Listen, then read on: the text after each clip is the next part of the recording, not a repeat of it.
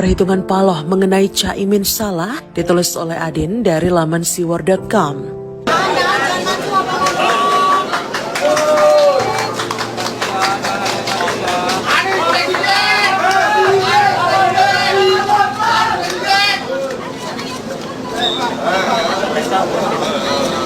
Tapi saya juga mengenal seorang Muhaimin Iskandar.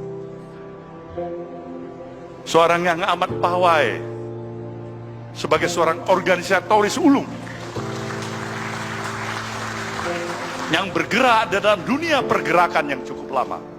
Udahlah, percaya saya, sampai September tahun depan ini omong kosong semua ini capres-capres ini. Udah, ini nipu diri, bohong, ini nipu diri sendiri, percaya saya deh. Nggak ada calon itu sampai September tahun depan, nggak ada. Menjadi pemenang di pemilihan presiden sangatlah sulit karena sangat ketat. Saingannya sangat berat dan mempunyai elektabilitas mumpuni. Oleh karena itu, diperlukan strategi dan perhitungan politik yang matang. Pasang capres dan cawapres haruslah bisa saling membantu dan melengkapi sehingga meraih suara rakyat bisa maksimal. Begitulah yang dipikirkan oleh Surya Paloh yang merupakan Ketua Umum Partai Nasdem dan Kingmaker Pilpres 2024. Terbaru, hasil pemikirannya membuat gempa politik di tanah air. Anies Baswedan benar-benar membuat kejutan dengan memilih Ketua Umum PKB Muhaimin Iskandar sebagai cawapres secara mendadak. Anies langsung memilih Caimin menjadi cawapres bersamaan dengan kesediaan PKB bergabung menjadi mitra koalisi. PKB resmi menerima tawaran Nasdem untuk mengusung Anies Muhaimin di Pilpres 2024. Pasangan ini terwujud karena hasil pemikiran dari Surya Paloh yang merupakan Ketum Nasdem, partai utama pengusung Anies Capres. Sepertinya pemikiran pertimbangan Surya Paloh mengenai Muhaimin Iskandar salah. Dari pengamatan berbagai lembaga survei, Muhaimin bukan tokoh yang diinginkan warga Jatim sebagai cawapres. Surya Paloh dan Nasdem berkeyakinan jika Jatim adalah epicentrum politik nasional, sehingga tokoh-tokoh Jatim dinilai cukup menjanjikan untuk dicalonkan di Pilpres 2024. Jadi, tokoh-tokoh yang berasal dari Jatim pasti menjadi salah satu pertimbangan utama bagi siapapun yang akan melakukan koalisi ataupun membuat pasangan capres-cawapres. Meski bertujuan untuk menguasai Jatim yang diyakini Surya Paloh sebagai epicentrum politik nasional, sosok Muhaimin bukanlah tokoh yang tepat dan dikehendaki masyarakat Jatim, apalagi warga Nahdliyin. Secara spesifik, Caimin dianggap mewakili atau representasi NU. Mungkin yang diinginkan Surya Paloh seperti itu. Namun, pemikiran ini perlu diuji lagi. Benarkah Caimin ini representasi dari NU? Karena belakangan setelah rezim NU berganti, itu jelas NU menjaga jarak yang sama dengan semua partai dan psikologi grassroots masa akar rumput NU juga tidak terlalu menganggap bahwa Caimin adalah representasi dari NU. Caimin angkanya tidak terlalu tinggi dalam berbagai survei.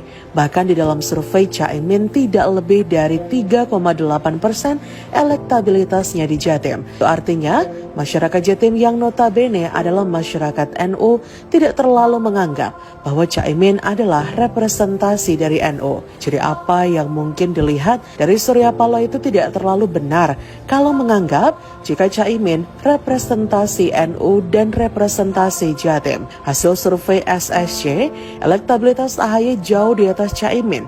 AHY elektabilitasnya 15,2%, sedangkan Muhaimin Iskandar hanya 3,8%. Kemudian hubungan antara Caimin dan NU sepertinya ada masalah yang serius.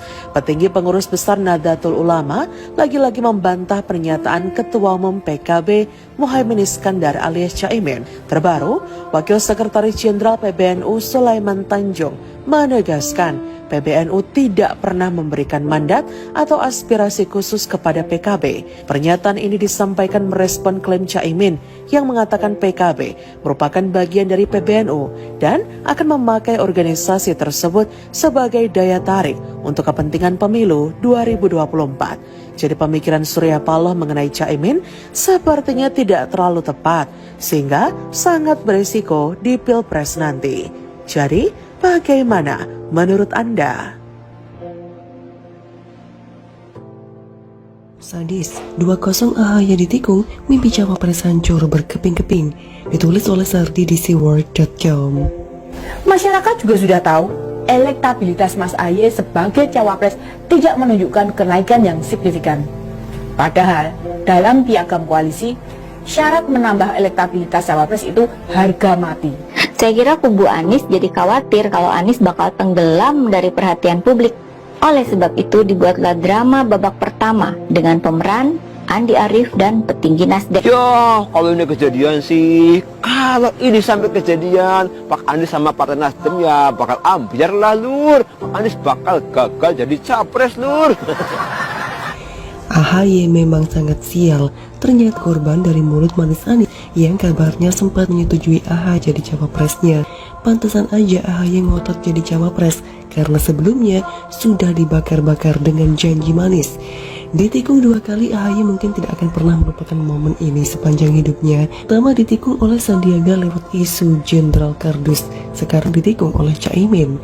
Menurut pernyataan pers dari Demokrat, Anies diduetkan dengan Caimin sehingga dengan demikian mimpi AHY jadi cawapres langsung kandas dengan sangat mengenaskan. Anies dicap pengkhianat dan pengecut. Pokoknya kemarahan Demokrat pasti mencapai titik didih tertinggi. Wajar sih marah banget karena dari awal sudah dijanjikan mimpi yang sangat menggiurkan. Di sisi lain, Nasdem malas memasangkan Anies dengan AHY. Di berbagai survei duet ini tidak meyakinkan, yang artinya peluang kalah sangat besar. Nasdem dari dulu sudah membaca ini, makanya tidak setuju AHY jadi cawapres.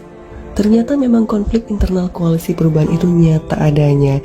Saya sempat berpikir keributan antar parpol di koalisi ini hanya drama atau settingan yang disengaja, tapi memang beneran konflik. Awalnya memang gara-gara Anies yang kebiasaan kasih janji dan angin sewangi surga. Saking sakit hatinya Partai Demokrat, mereka sampai menurunkan baliho yang ada gambar Anies. Ibarat orang pacaran lalu tiba-tiba putus dan semua foto kenangan dihapus total. Membayangkan itu kembali rasanya sungguh menyakitkan. Sedih memang AHY kalah 2-0, Demokrat gulung baliho sama kayak perubahan gulung tikar. Mimpi kandas, impian berubah jadi abu. Segala yang diperjuangkan habis. Penantian yang panjang akhirnya berbuah sakit hati.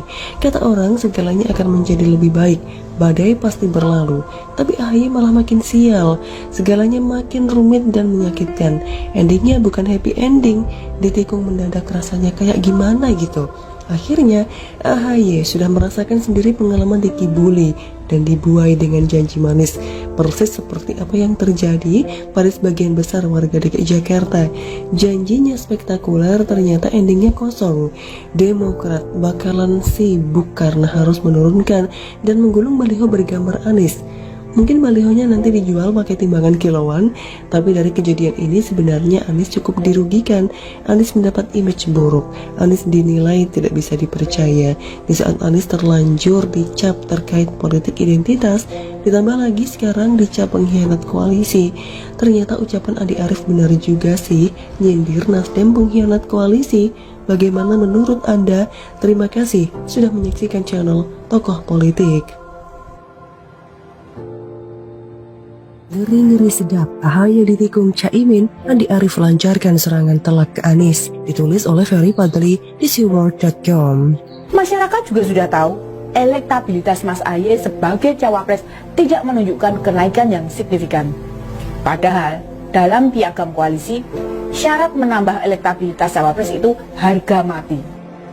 Ya, kalau ini kejadian sih, kalau ini sampai kejadian, Pak Anies sama Partai Nasdem ya bakal ambiar lah, Lur. Pak Anies bakal gagal jadi capres, Lur. Andi Arief merupakan kader Partai Demokrat yang paling kontroversial. Sekontroversialnya Dewi Persik dan mantan suaminya Saiful Jamil serta Yang Lex masih kalah sama mantan staf sus Presiden SBY bidang bansos itu. Bayangkan saja, jelas-jelas SBY kala itu mengajak semua kalangan untuk memerangi narkoba. Bahkan mantan ketum Partai Demokrat tersebut pernah meluncurkan kebijakan dan strategi nasional pencegahan dan pemberantasan penyalahgunaan narkotika saat menjabat sebagai presiden dulu. Si dia malah nyabu. Tidak pelak Andi pun ditangkap polisi kala itu, hingga Partai Demokrat terpaksa menggelar rapat darurat. Namun bisa dibilang si Andi Arief ini cukup beruntung.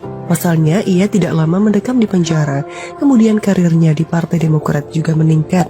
Yang sebelumnya menjabat sebagai wasekjen, kini pasca keluar dari penjara dia dipercaya menjabat sebagai kepala Bapilu Partai Demokrat.